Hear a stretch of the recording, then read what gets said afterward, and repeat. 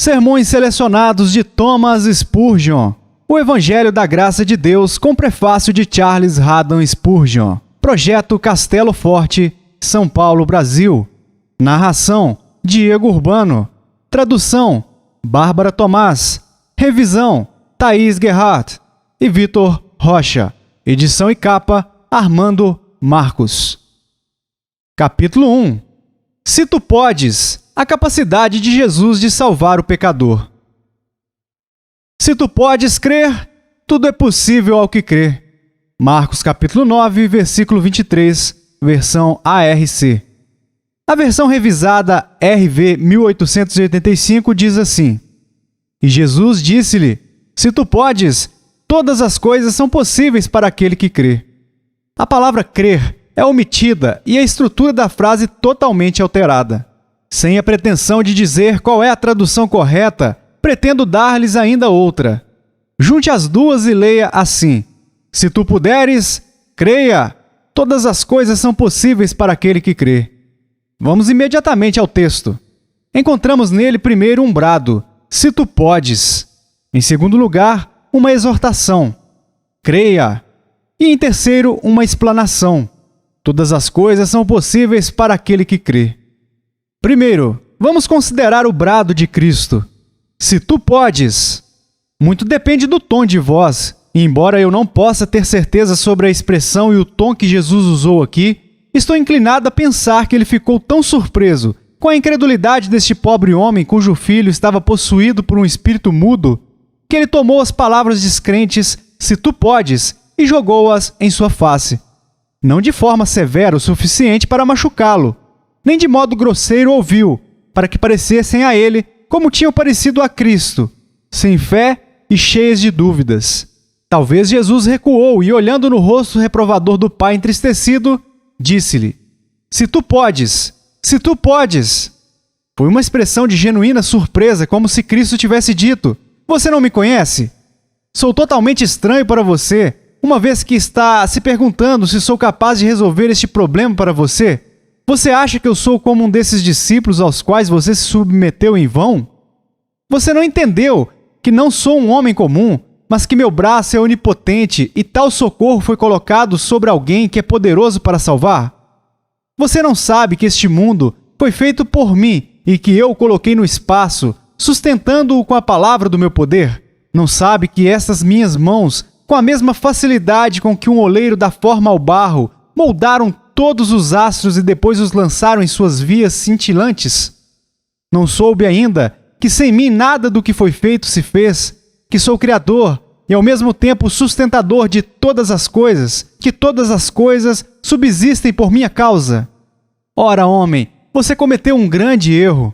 Você pensa que meus discípulos não puderam expulsar o espírito, mas na verdade chegou a alguém que, embora seja homem, é também Deus, para quem esta questão é apenas uma brincadeira de criança. Se tu podes, se tu podes.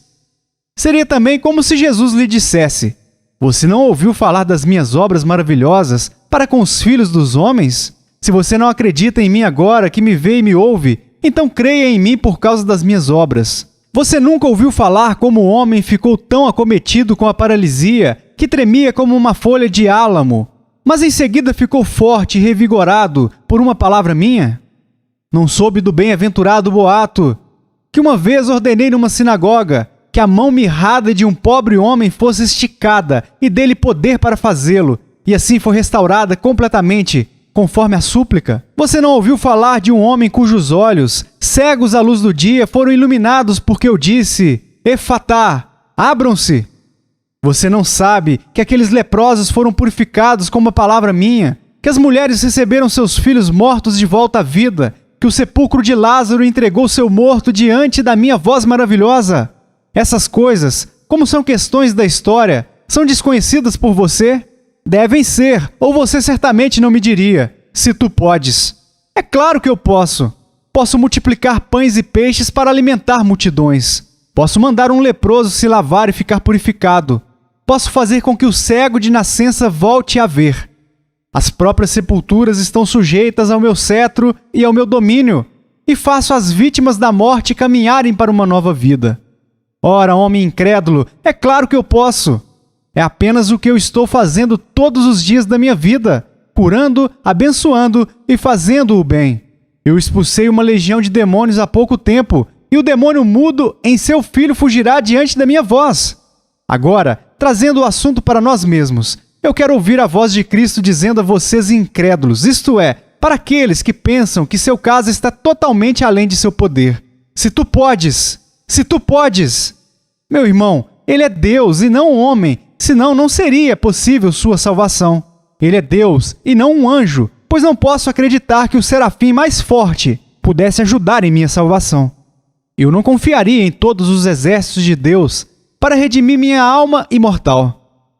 Seus passos de fogo podem ser apagados, seu vigor ardente poderia finalmente esfriar, e as suas próprias asas fortes, com as quais eles cortam o céu, poderiam sofrer mudanças e suas penas perderem seu poder habitual. No entanto, o meu Salvador é o mesmo ontem, hoje e para sempre, um Redentor que é poderoso para salvar. Ademais, eu sei disso sobre Jesus, que ele foi ungido para um ofício especial. Sobre sua cabeça o óleo sagrado escorreu, descendo, graças a Deus, até a orla de suas vestes sacerdotais. Salmo 133. Sei que o próprio Deus impôs suas mãos sobre a cabeça de seu querido filho e ordenou-lhe que cumprisse a missão de sua misericórdia. E ele afirmou que Jesus é capaz de salvar, pois ele não é outro senão o Cristo, o ungido do Deus vivo. Ó grande sumo sacerdote, para sempre segundo a ordem de Melquisedeque, tu nunca pestanejarás ou falharás. Sendo de tal forma eterno, imortal e invisível, tu, gloriosamente, és ricamente capaz de salvar, mesmo derradeiro, todos os que vêm a Deus por ti. Se eu quisesse mais alguma prova do poder de Cristo para me salvar, ele poderia ter mencionado, como suponho que fez com esse homem, os casos que ele já havia curado. Não conheço maior encorajamento para aqueles que acham difícil acreditar que Cristo é capaz de salvá-los do que o evidente fato de que Jesus salvou muitos outros pecadores antes deles. Pensem em Manassés, talvez um dos pecadores mais vis do antigo Judá, que encheu Jerusalém de sangue inocente de uma ponta à outra, que fez seus filhos e filhas passarem pelo fogo e ergueu uma imagem no templo do Deus vivo. E mesmo assim, ele é encontrado com o coração quebrantado e olhos lacrimejados, voltando-se para o Senhor Deus de seus pais, e Deus o recebe e o perdoa por causa do sangue que ainda estava para ser derramado. Manassés se tornou um pecador redimido. Lembrem-se da mulher pecadora que veio chorar aos pés de Jesus. Quem deve recitar o catálogo de seus crimes? E ainda assim Cristo disse a ela, virando-se para os orgulhosos fariseus, os quais pensavam que não tinham necessidade de arrependimento: mulher, teus pecados, que são muitos, te são perdoados. Paulo de Tarso era o melhor crítico de si mesmo e ele declara que era o principal dos pecadores. Então há esperança para mim e esperança para todos os outros, pois se Paulo conseguiu terminar a carreira, eu posso descobrir um começo, e por onde o principal dos pecadores foi, os outros podem seguir. Não é assim? Sim, eu realmente creio que aquele que se senta na soleira da porta do inferno e que mal tem um cachorro para lamber suas feridas por sua fé no braço forte de um poderoso Salvador e no sangue da aliança eterna, pode descansar como Lázaro no seio de Abraão, ou ainda melhor, nos acolhedores braços de Jesus. Se você está aqui essa noite, um pecador asqueroso e imundo, não se importe que eu o chame dessa maneira. Chame-se você mesmo dessas coisas e depois volte para Jesus, pois ele é ricamente capaz de salvar. Os pecadores arrastados pelo diabo deste pobre mundo amaldiçoado pelo pecado ainda serão conduzidos com amarras de amor eterno e luz atrás das cintilantes rodas da carruagem do nosso Emanuel, e cantarão amavelmente e mais alto do que aqueles cujos pecados eram menores a canção de Moisés e do Cordeiro. Apocalipse capítulo 15, versículo 3. Louvado para sempre e sempre seja a graça de Deus, que os tirou do lixo e os colocou entre os príncipes. Deus, por meio de Jesus, é o grande médico. Embora ele tenha um hospital, creio que para todos os casos não há nenhum incurável. Como assim? Alguém diz. Pensei que seu hospital fosse especialmente para incuráveis. Pois é, em certo sentido sim, porque somos realmente incuráveis até que Ele nos tome nas mãos. No entanto, quero dizer que assim quando nós vamos a Cristo, deixamos de ser incuráveis. Jesus não disse de nenhum paciente: não posso fazer mais nada por ele, seu caso é desesperador, sua queixa me deixa perplexo e devo desistir. Não, ele de fato não fez isso. Ele nunca sofreu uma derrota e seja o que for, por mais maligna que seja a febre, por mais extensa que seja a paralisia, por mais hedionda que seja a lepra, por mais feroz que seja a legião, ele pode curar, purificar, restaurar e libertar. Glória, glória eterna ao seu bendito nome. Foi dito, certamente imagino, que o Duque de Marlborough nunca sitiou uma cidade sem tomá-la e nunca se envolveu em um conflito sem sair com a conquista. Por mais que isso possa ser uma obra espantosa dele, eu sei que o Rei Jesus nunca desembainhou sua espada em vão, nunca puxou seu arco por nada, nunca lançou sua mão milagrosa para nada. Abençoado, vitorioso, conquistador glorioso, doce campeão, podemos muito bem trazer os doentes, assim como nós, e colocá-los aos seus pés, porque eles estão seguros e felizes lá. Senhor, a quem iremos senão a Ti? Quando o menino no campo de colheita foi atingido pelo sol, seu pai disse: leve-o para sua mãe. Onde seria o melhor lugar para eles o levarem? Leve-o para sua mãe. E quando o pecador enfermo vier se lamentando sobre o sofrimento de sua alma, podemos levá-lo ao Salvador, pois assim como aquele que é consolado por sua mãe, o Senhor consolará a alma enferma. Eu imagino que o Senhor Jesus falou com esse homem em um tom de ternura, como se estivesse com lágrimas nos olhos. Oh, pobre homem, é isso que o tem incomodado? Você imaginou que não sou capaz de ajudar seu menino? Bem, eu devo logo mostrar-lhe que eu posso. Mas sinto muito que isso possa ter o preocupado e desgastado. Certa vez, outro veio até mim e disse: Senhor, se quiseres, podes tornar-me limpo. E agora você diz: Senhor, creio que estás disposto, mas não tenho certeza se é capaz.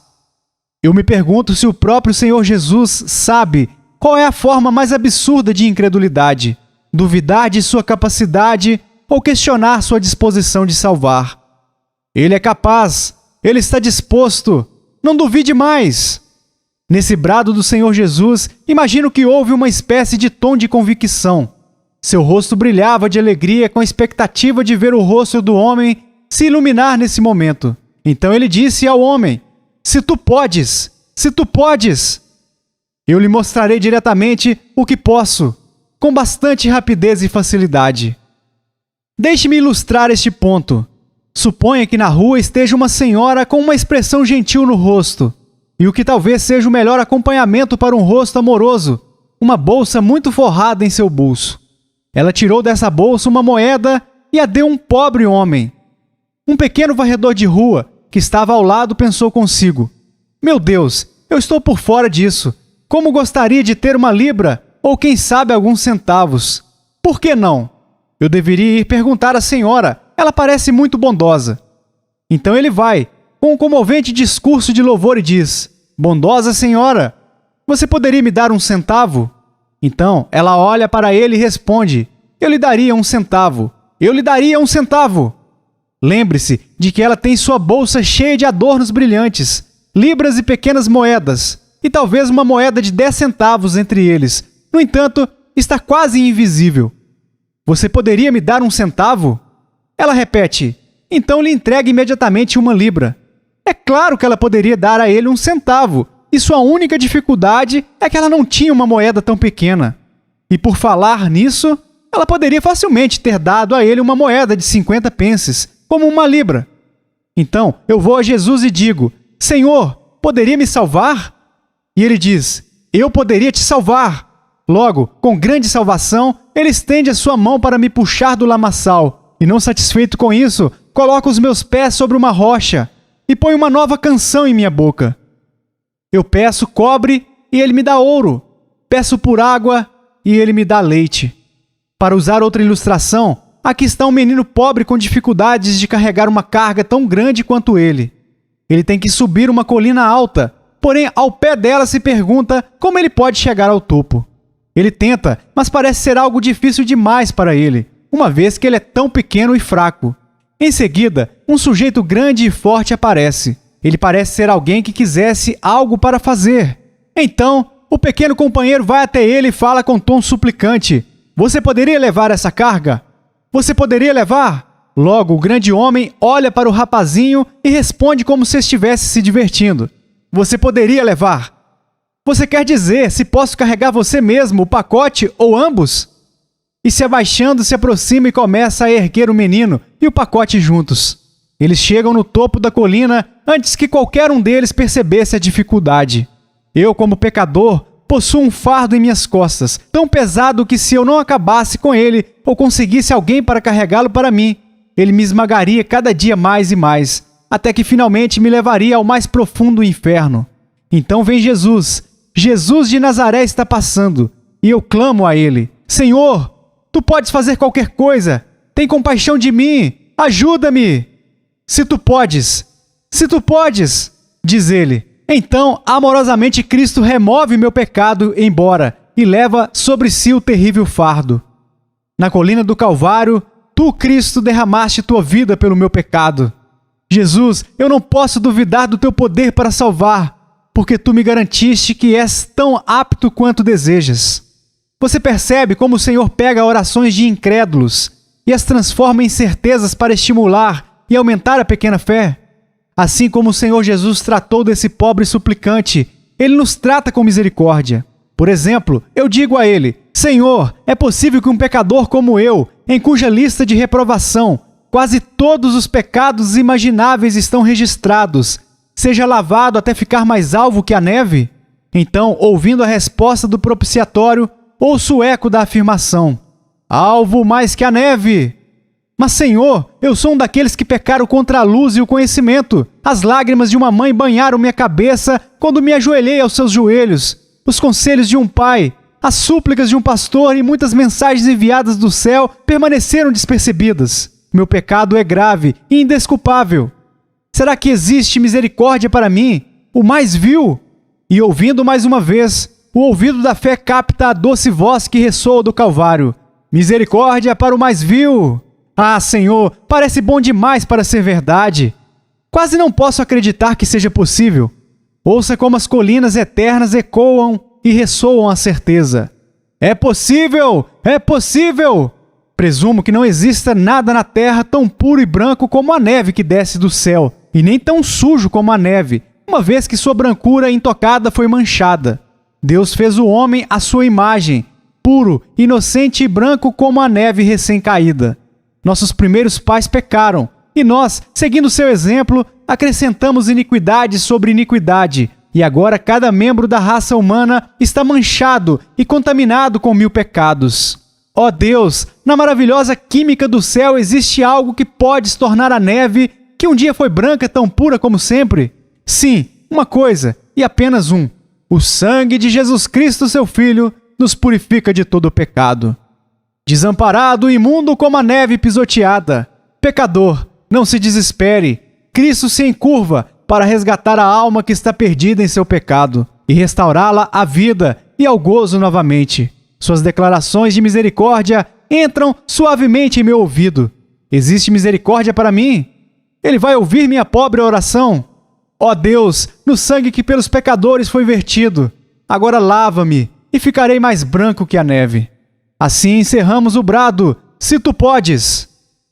2. E agora vamos para a exortação. Creia! Esta ordem vem diretamente do Salvador a todo pecador. Eu convido você a acreditar em Cristo. Eu imploro, eu insisto com você. Mas há momentos em que os ministros cristãos devem abandonar a persuasão e falar com autoridade, poder e exortação. Deus ordena a todos os homens em todo lugar que se arrependam. E este é o seu mandamento, que credes em Jesus Cristo, a quem Ele enviou. Nesta boa hora, peço que você creia em Jesus, se ainda não o fez. Deixe-me explicar a história. Você crê que Deus Pai enviou seu Filho para ser o Salvador do mundo? Você responde sim a isso. Graças a Deus por isso, pois os homens não acreditam muito nesse fato hoje em dia. Você crê que Jesus viveu e morreu por causa dos pecadores, carregando seus pecados em seu próprio corpo no madeiro? Você crê que Ele morreu por você? Eu louvo a Deus por cada um que responde: eu creio. Contudo, não devemos nos esquecer da ressurreição de nosso Redentor. No terceiro dia, ele rompeu com as faixas que o amarraram e depois subiu aos céus, conduzindo cativo o cativeiro. Você se alegra crendo na ressurreição do Senhor Jesus Cristo, a prova e a garantia que ele pagou a dívida dos pecadores até o último centavo? Sim, sim, vocês declaram. Louvado seja Deus por isso. Entretanto, eu quero saber se essas questões são historicamente creditadas ou pessoalmente confiáveis. Tudo se relaciona a isto. Senhor Jesus, creio que vieste do céu por mim, como se não houvesse outro pecador para ser salvo. Que viveste e morreste por mim, Thomas Spurgeon. E creio que ressuscitaste para receber homens como ofertas. Sim, os rebeldes também. E que eu sou um desses homens, porque eu era genuinamente um rebelde. Exijo que você faça disso um assunto pessoal, pois a fé pessoal em um Salvador pessoal é o que o Senhor Jesus exige quando declara: creia, creia. Eu ouvi certa vez um comentário: se eu quiser ser salvo, serei salvo? Eu tenho certeza disso. Mas se você deseja ser salvo, você deve ser salvo à maneira de Deus. Isto é, creia no Senhor Jesus Cristo e será salvo. Suponha que eu queira encontrar o meu caminho para chegar a Londres, e sendo um forasteiro por aqui, diga a um pedestre: você poderia me dizer o caminho para Londres? Por quê? Ele diz: essa estrada leva você até lá. Oh, digo eu, estou muito contente em ouvir isso. Imediatamente me sento no meio-fio, e quando ele me pergunta por que não sigo para Londres, respondo: você não me disse que essa estrada me leva até lá? Então ele ri da minha tolice e diz: realmente leva você até lá, se você caminhar por ela, mas certamente não espere que ela o carregue. Você ri da ilustração, mas as ridículas suposições irão, espero eu, convencê-lo de que não é nem mesmo pelo senso comum que as pessoas falam: se eu quiser ser salvo, serei salvo. Veja que Cristo Jesus é o caminho, a verdade e a vida, e quem crê nele, aquele que está percorrendo a estrada, não é condenado. Este é o caminho, ande nele. Para Cristo, ele mesmo não o salvará, nem pode salvá-lo, a menos que você empregue os meios que ele fornece. Em seu nome, volto a pedir-lhe que confie sua alma imortal, com todos os pecados do passado, do presente e do futuro, sob sua guarda poderosa. Agarre-se na cruz de Cristo como Joabe se segurou nos chifres do altar e tenha certeza de que, aspergido com sangue precioso, você permanecerá feliz, salvo e livre. Oh, mas, diz alguém, o meu caso é tão terrível, um caso tão peculiar. O mesmo aconteceu com este pobre menino. Assim, com mais motivos você deve crer, e crer de uma vez. Porém, outro diz: não posso crer a menos que Deus me faça crer, porque a fé não é um dom de Deus. Sim, verdadeiramente, mas quando Deus nos diz: creia, Ele nos dá poder para confiar. Eu dou crédito ao meu mestre, e ele não o provaria por falar creia, sem capacitá-lo para isso. Como se desse um tônico para provocar o apetite e depois negasse a comida que saciasse os desejos que ele mesmo causou. Não! Quando disse ao homem com o braço mirrado: estende a tua mão, ele ajudou-o a fazer o que até então era impossível, e o braço foi restaurado por inteiro como o outro. E quando Cristo ordenou que os 10 leprosos, que estavam cobertos de feridas purulentas, fossem se apresentar aos sacerdotes, ele providenciou, e conforme os leprosos corriam seu caminho, eles deveriam fugir da lepra, e ela nunca mais os alcançaria novamente. Quando José mandou seu velho pai descer ao Egito, ele muito apropriadamente providenciou algumas carruagens para transportá-lo, assim como todas as coisas de sua casa. Quando Deus me envia uma mensagem dizendo: venha ao Salvador, Ele envia uma carruagem para entrar e me dá forças para acreditar, pois o seu povo estará disposto no dia do seu poder. Esteja certo disso, que se a mensagem creia, vier a você, você deve crer e você é capaz de fazer isso. Outra razão pela qual você deve crer é esta. E ouça, pois é muito solene: você será condenado se não o fizer. Esta é a própria palavra de Deus. Quem crer e for batizado será salvo, mas quem não crer já está condenado. Ouvi meu querido pai dizer outro dia, enquanto pregava, que uma das palavras mais encorajadoras para os suplicantes tímidos foi a frase que acabei de citar para vocês: quem crê não será condenado. Devo confessar que para mim foi uma nova maneira de ver as coisas. Porém, logo percebi o que ele queria dizer, porque disse: você não pode duvidar do seu direito de crer, quando Deus disse que se você não acreditar, você será condenado. Você não pode continuar falando, receio que isso não seja para mim, eu não devo crer. O castigo terrível ligado à incredulidade torna essa desculpa impossível. É realmente desse modo? Então, com Deus me ajudando, afasto minhas dúvidas.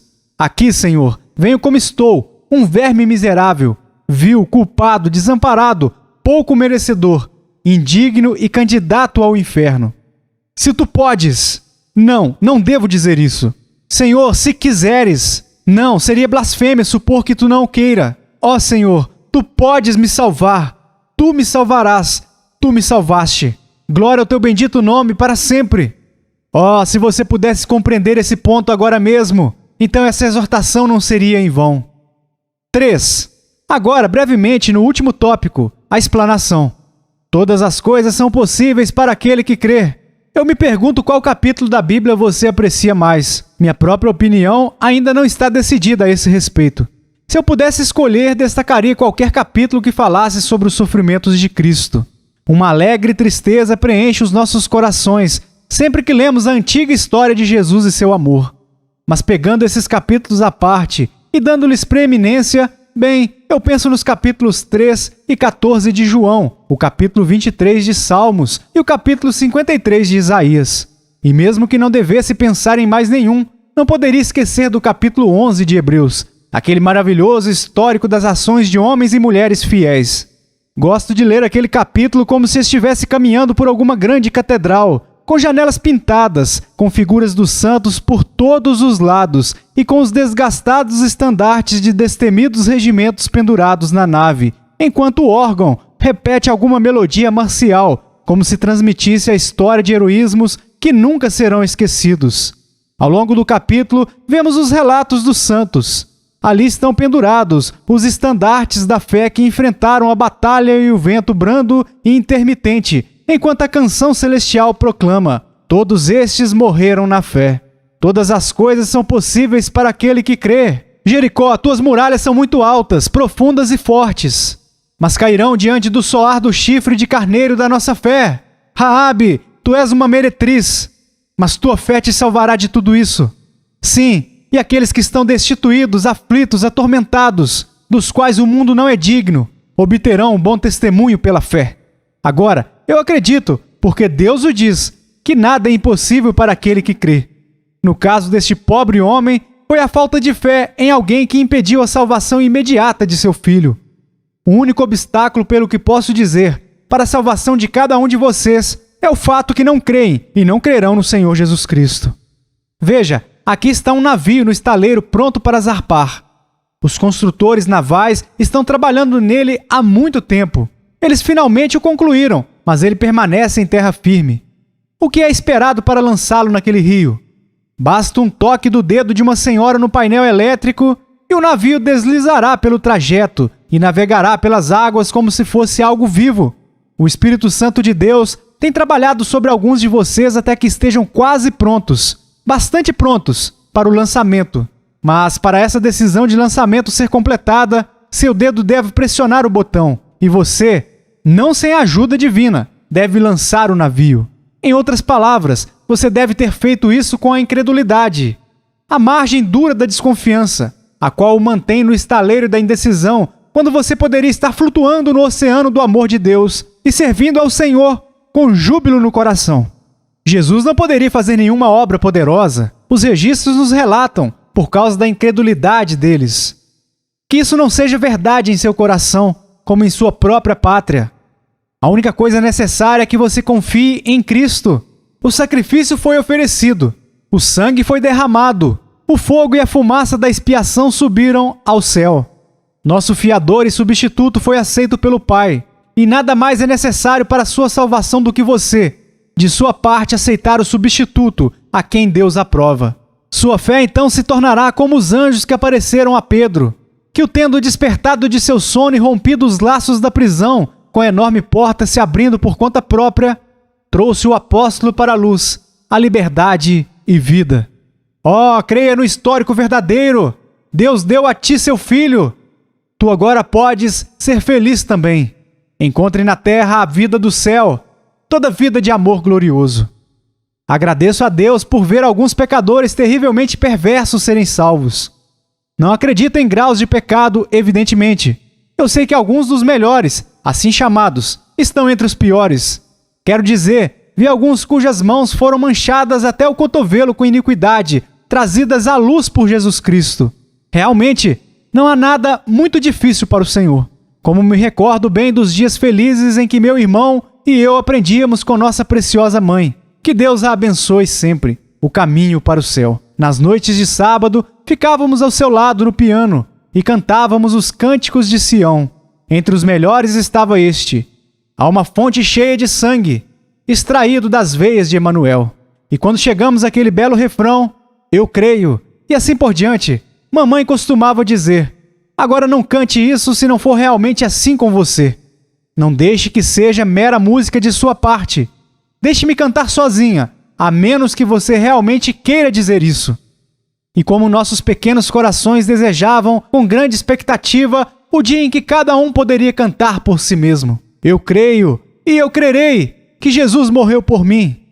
O dia finalmente chegou para nós dois, o dia mais feliz que já amanheceu para meu irmão Charles, ou para mim, e temos sido capazes de cantar desde então, apesar de nossos muitos defeitos e falhas. Eu creio, e eu crerei, que Jesus morreu por mim. Naquela cruz, ele derramou seu sangue do pecado para me libertar. Não podemos ter um melhor final para este tema jubiloso do que o canto do verso deste doce hino, a boa e velha melodia.